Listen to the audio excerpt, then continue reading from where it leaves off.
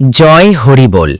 হরিচাঁদ ঠাকুরের নামে আমি শাওন বিশ্বাস শুরু করছি আজকের নতুন একটি ভিডিও।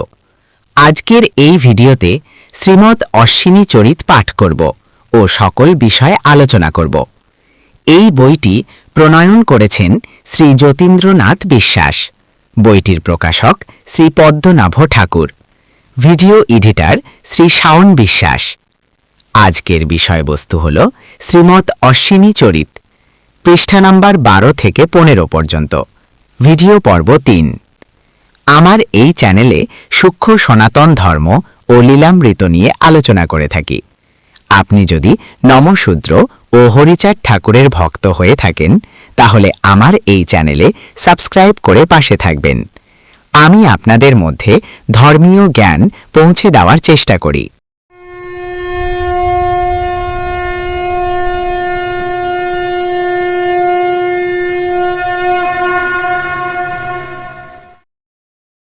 একদিন তারক গোসাই মহানন্দ পাগলকে বললেন, অশ্বিনীর কবি গেতে হবে। মহানন্দ উৎসাহ প্রকাশ করে বললেন, সে তোমার ইচ্ছা, তোমার হাতে ধরে দিয়েছি, যেভাবে যা করে তোল, আমার আপত্তি নাই। অশ্বিনীর কণ্ঠস্বর ছিল অতি মধুর। তারক গোসাই অশ্বিনীকে তার কবির দলে দোহার করে নিয়ে নানা জায়গায় কবিগান গেয়ে চলতে থাকেন। তারক গোসাইয়ের উপস্থিত মতে রচনাকৃত বুলি অশ্বিনীর কণ্ঠে এমনভাবে ঝঙ্কৃত হতো যে শ্রোতৃবর্গ মোহিত হয়ে যেতেন। এইভাবে প্রায় 2 বছর তারক গোসাইয়ের সঙ্গে চলাফেরার পরে অশ্বিনীর সুপ্ত কবিত্ব শক্তি জাগরিত হল। একদিন কালিয়ার চালনা থেকে গান করে ফেরার পথে তারক গোসাই অশ্বিনীকে দল করে কবিগান গাওয়ার জন্য অনুরোধ করলেন। অশ্বিনী মহানন্দ পাগল ও তার পিতৃদেবের অনুমতি পেয়ে সানন্দে গোসাইয়ের উক্ত প্রস্তাব মেনে নিলেন। এইভাবে তারক গোসাইয়ের সৌজন্যে অশ্বিনী কবিগানের দল করার প্রস্তুতি আরম্ভ করলেন। এই সময় জয়পুর বসে শ্রী শ্রী হরিচাঁদ ও ভগবান গুরুচাঁদের মহিমা সম্পর্কে কয়েকটি গানও রচনা করেন। তার মধ্য থেকে কয়েকটি গান মহাসংকীর্তনে মুদ্রিত হয়। অশ্বিনী কবির দল করে মাত্র 3 বছর কবিগান গেয়েছিলেন। তিনি যখন স্বরচিত গান গাইতেন তখন নিজের সম্বিত হারিয়ে ফেলতেন। এতে শত্রুবর্গ অবাক হয়ে যেতেন। 3 বছর কবিগান গেয়ে কবিগানের প্রতি তার বীতশ্রদ্ধা এসে যায়। তাই তিনি নির্জনে ঠাকুরকে ডাকার পথ খুঁজে নেন। এই সময় তিনি প্রায়ই বাড়িতে অবস্থান করতেন। মাঝে মাঝে অপরের ও নিজের জমিতে মজুরি দিতেন। প্রায় বড় বাড়ি আর পদ্মার মশাইদের জমিতে মজুরি দিতেন। তবে পদ্মার মশাইয়ের নির্দেশ ছিল অশ্বিনীর জমিতে কাজ করতে হবে না। আলে বসে তামাক খেলেও মাঝে মাঝে 2-1টা গান গেলে অশ্বিনীর কাজ করা হয়ে যাবে। এতে অন্যান্য কৃষাণরা একটু ঈর্ষা করত। পদ্মার মশাই একদিন অন্যান্য কৃষাণদের বললেন, অশ্বিনীর অসীম ক্ষমতা দেখবে, ওই জমিটা নিরাবে, আর পাশের জমিটায় বসে সে গান করবে। জমি নিরান হবে না। অগ্রহায়ণ মাসে দেখবে কোন জমিতে কিরূপ ফসল হয়। সত্যই সকলে কথাটা শুনে মনে মনে ভাবতে লাগল, ইহা কেমন করে সম্ভব হয়। আস্তে আস্তে জ্যৈষ্ঠের পরে আষাঢ় মাসে প্রবল বর্ষণে ভীষণ বন্যা হয়ে সব জমি তলিয়ে গেল। যে জমি নিরান হয় নাই তার আগাছা জলে ডুবে পচে গেল। আশ্বিন মাসে দেখা গেল আতলা পাতলা ধানের গাছ এমন ঘন হয়েছে যে তার মধ্যে নৌকা চালাবার উপায় নেই। অগ্রহায়ণ মাসে নিরান দেওয়া 2 বিঘায় 40 মণ, আর নিরান না দেওয়া অশ্বিনীর বসে বসে গান গাওয়া 2 বিঘায় 75 মণ ধান হয়েছে। এতে অন্যান্য কৃষাণরা বুঝতে পারল কেন গৃহস্বামী অশ্বিনীটি বিনা পরিশ্রমে পারিশ্রমিক দেয়। ইতিমধ্যে অশ্বিনী অনেক গান রচনা করে ফেলছেন। অশ্বিনী নিজ লিখতে পারতেন না, তাই তার খুড়াতো ভাই ভদ্রকান্ত পণ্ডিত গানগুলি লিখে যত্ন সহকারে সংরক্ষণ করতেন। পথে হাঁটতে হাঁটতে অথবা রাতে একটা গান গুনগুন করে গেয়েছেন। বাড়িতে এসে বা বিছানা থেকে উঠে ডাক দিতেন ভদ্র। ভদ্রের আর বুঝতে বাকি থাকত না কেন ডাকছেন। তিনি সঙ্গে সঙ্গে পেন্সিল কাগজ নিয়ে অগ্রসর হতেন। অশ্বিনী বলতেন আর ভদ্রপণ্ডিত অতি মনোযোগ সহকারে শুনে লিখে ফেলতেন। এমনিভাবে যখন তিনি পূর্ণ যৌবনে পদার্পণ করলেন তখন তার পিতামাতা আত্মীয় স্বজন তাকে বিবাহ দেওয়ার জন্য আলাপ করতে থাকেন। কিন্তু অশ্বিনী বিবাহ করতে নারাজ। সকলের বারবার অনুরোধ এবং তার পিতৃদেবও যখন বললেন, শ্রী শ্রী হরিচাঁদ এবার গার্হস্থ প্রশান্ত ধর্মপ্রচারে অবতীর্ণ হয়েছেন। তার আদর্শ মেনে চলতে অবশ্যই সংসারী হতে হবে। অবশেষে অশ্বিনী সম্মত হলেন। অবশেষে কাননচক নিবাসী সঞ্জয় মণ্ডলের কন্যা মালঞ্চা দেবীর সঙ্গে তিনি পরিণয়সূত্রে আবদ্ধ হন। বিবাহের 4 বছর পরে তার বিমলা নামে এক কন্যা সন্তান জন্মগ্রহণ করে। মায়ামোহ সংসারে জড়িয়ে পড়ার আশঙ্কায় অশ্বিনী গৃহী হয়েও সংসারের প্রতি অনীহাভাব দেখা দেয়। তার স্ত্রী আদৌ ধর্মের প্রতি অনুরজ্জা ছিলেন না। তিনি কাম কামনা, লোভ লালসা ও বিলাস আসক্তা ছিলেন, আর অশ্বিনীর চিন্তা চেতনা ছিল তার বিপরীত। এই দ্বিমুখী পরিবেশে সবসময় তিনি অন্তর্জালায় জ্বলতেন। আমি অতি শৈশবে অশ্বিনীর স্ত্রীকে দেখেছি, একসঙ্গে ভাত খেয়েছি, কোলে উঠেছি। আমার ছোটবেলায় তার যে আচরণ দেখেছি তাকে আমার মনে হয় গোসাইয়ের স্ত্রী ঐরূপ না হলে তিনি জগৎকে আরও অনেক কিছু দিয়ে যেতে পারতেন। তাই তিনি আক্ষেপ করে লিখলেন, সাধের এক ময়না পুষে ঘটল যন্ত্রণা।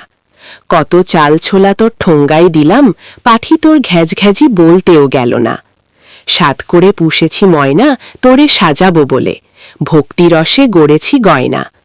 পাখি শান্তি হরিচাঁদ বলে না, আমার ওই খেদে আর প্রাণ বাঁচে না। শোন বলিও ময়না পাখি, এবার হরিগুরু গানে আমায় করো রে সুখী। ও সেই কাল বিড়ালকে দিব ফাঁকি, তাহলে ভবপারের ভয় রবে না। কত না সমাদর করে কত চিনি সন্দেশ মন্ডা মিঠাই খাওয়ালাম তোরে।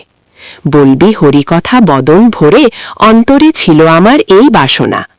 রেখে মোর হৃদি পিঞ্জিরায় কত দিবানিশি হরিকথা শুধালাম তোমায়। পাখির তো হল না ভাবের উদয়, চিরদিন রইল মনে এই বেদনা। অশ্বিনী মনোদুঃখে কয়, পাখি হরিগুরু বলে না করি কি উপায়। ও সে বাহ্য কথা বলে সদায়, পাখি তোর জংলি ভাষা ত্যাগ হল না। উক্ত পদ্যে কবি অশ্বিনী গভীর আক্ষেপ ও দুঃখের মাধ্যমে একটি প্রতীকী শিক্ষা তুলে ধরেছেন। এখানে ময়না পাখি আসলে মানুষের মন বা শিষ্যের প্রতীক, যাকে তিনি অত্যন্ত যত্নে লালন পালন করেছেন। তিনি বলেন, অনেক আদর যত্ন করে ভালো খাবার দিয়ে সুন্দরভাবে সাজিয়ে তিনি পাখিটিকে বড় করেছেন। ঠিক যেমন একজন গুরু বা ভক্ত তার মনকে বা শিষ্যকে ভক্তির পথে গড়ে তুলতে চেষ্টা করেন। তার আশা ছিল এই পাখি একসময় হরিগুরু নাম উচ্চারণ করবে, অর্থাৎ ভক্তিময় হয়ে উঠবে এবং ঈশ্বর চিন্তায় নিমগ্ন হবে। কিন্তু বাস্তবে তা হয়নি। পাখিটি ঘ্যাজঘ্যাজি বা অর্থহীন জংলি ভাষায় কথা বলেই থেকে গেছে, অর্থাৎ মানুষের মন বা শিষ্য সঠিক শিক্ষা গ্রহণ করতে পারেনি। এত ভালোবাসা, সাধনা ও চেষ্টার পরও তার মধ্যে ভক্তির উদয় হয়নি। এই ব্যর্থতা কবির মনে গভীর বেদনা সৃষ্টি করেছে।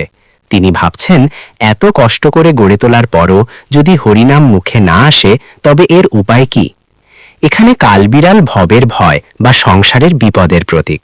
কবি বলতে চান, যদি মন হরিগুরুর নামে অভ্যস্ত হতো তবে সংসারের ভয় থেকে মুক্তি পাওয়া যেত, কিন্তু তা সম্ভব হয়নি বলে তিনি দুঃখিত। সার কথা, এই পদ্যের মাধ্যমে বোঝানো হয়েছে শুধু বাহ্যিক যত্ন বা শিক্ষা নয়, অন্তরের পরিবর্তনই আসল। মন যদি ভক্তিতে উদ্বুদ্ধ না হয় তবে সব প্রচেষ্টা ব্যর্থ হয়ে যায়, আর সেটাই কবির চরম আক্ষেপের কারণ।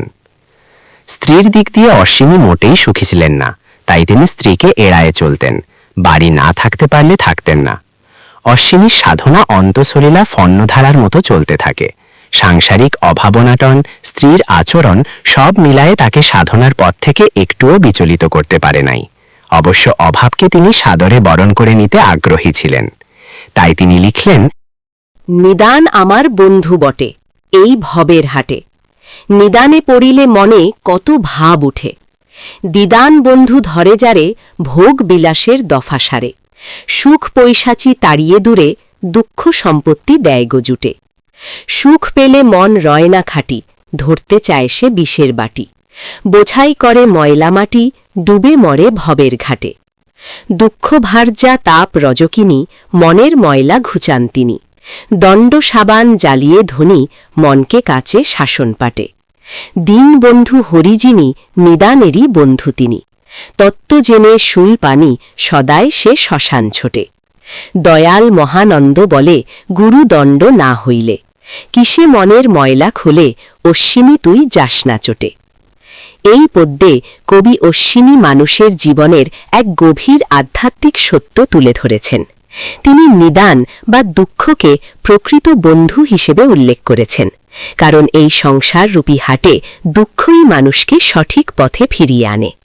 যখন মানুষ দুঃখে পড়ে তখন তার মনে নানা চিন্তা ও আত্মসমালোচনার উদয় হয়, যা তাকে সত্যের পথে পরিচালিত করতে সাহায্য করে।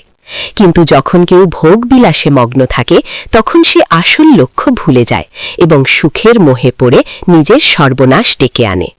কবি বলেন, সুখের সময় মানুষের মন স্থির ও পবিত্র থাকে না, বরং সে বিষের মতো আসক্তির দিকে ধাবিত হয়।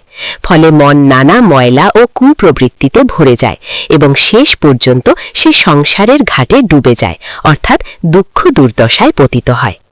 অন্যদিকে দুঃখকে তিনি ভার্যা বা সহচারী এবং রজকিনী বা ধোপার সাথে তুলনা করেছেন, যা মনের ময়লা দূর করে। দুঃখের কঠোরতা ও তাপ যেন সাবান ও আঘাতের মতো কাজ করে, যা মনকে শুদ্ধ করে এবং সৎ পথে ফিরিয়ে আনে। এখানে দীনবন্ধু হরি বলতে ঈশ্বরের করুণাময় রূপকে বোঝানো হয়েছে, যিনি দুঃখের মাধ্যমেই মানুষকে নিজের দিকে আকর্ষণ করেন।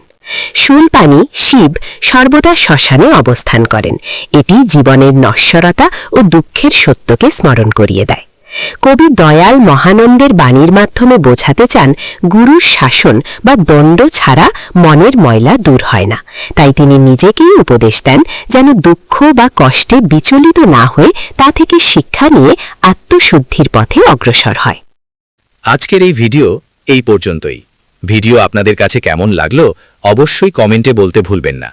পরবর্তী ভিডিও অথবা পর্ব দেখতে হলে হরিলীলা ইউটিউব চ্যানেল সাবস্ক্রাইব করে পাশে থাকবেন। হরিচাঁদ ঠাকুরের আশীর্বাদ আপনাদের ওপর বর্ষিত হোক। জয় হরিবল।